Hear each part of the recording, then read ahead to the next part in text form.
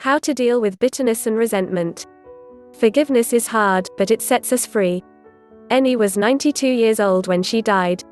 For the 50 years I knew Jenny, she told the story over and over of a time her sister would not give her the dollar she needed for a pair of shoes.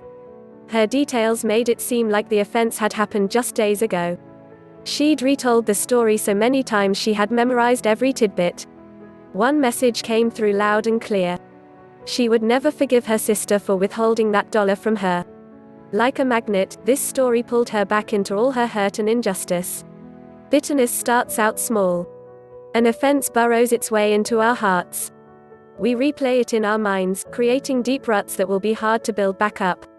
We retell our hurts to any available listener, including each sordid detail. We enlist support, pushing us further into our resentment.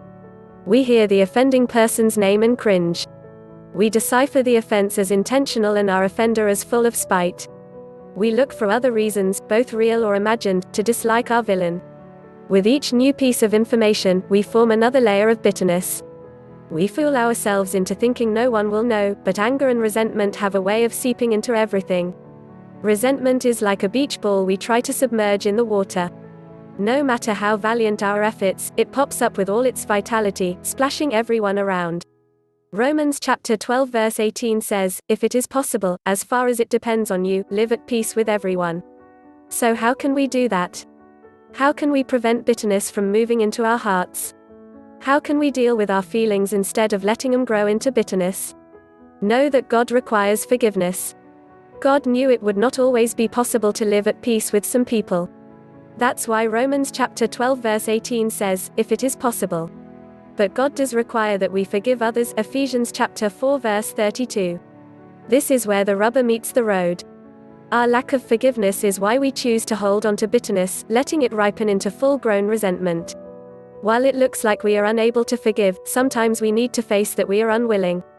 In the parable of the man who was forgiven a great debt, Matthew chapter 18 verses 24 to 35, we see the forgiven man immediately demands payment from someone who owes him a fraction of what he himself owed. Though he was shown mercy and grace, he was unwilling to extend it even in a small way. Understand that we are to forgive because we are forgiven.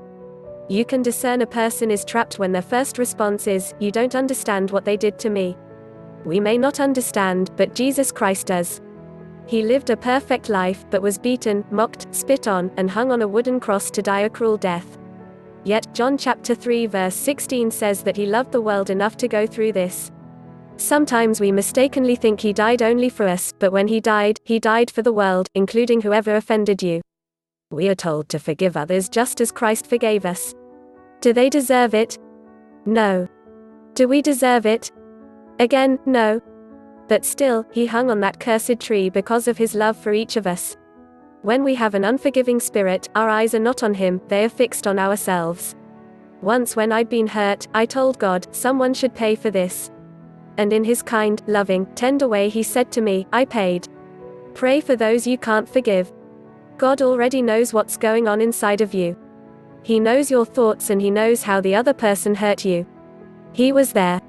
We don't have the capability in ourselves to forgive others. But God can empower us to forgive those who have hurt us. Philippians chapter 4 verse 13. With a blank piece of paper before you, ask God to bring to mind anyone you need to forgive. If he gives you a name or 2 or 10, start praying for those on your list. Pray every day until you feel God melt that resentment you've been holding on to. I have found it is impossible to be unforgiving toward those I am praying for.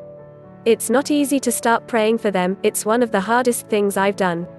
But when I make that person an object of prayer, I open the door of my heart a little wider so that God can come in and breathe on my hardened heart, melting the icy resentment that is there. Forgiveness is hard, but it sets us free. Please hit the like and subscribe button for more latest videos.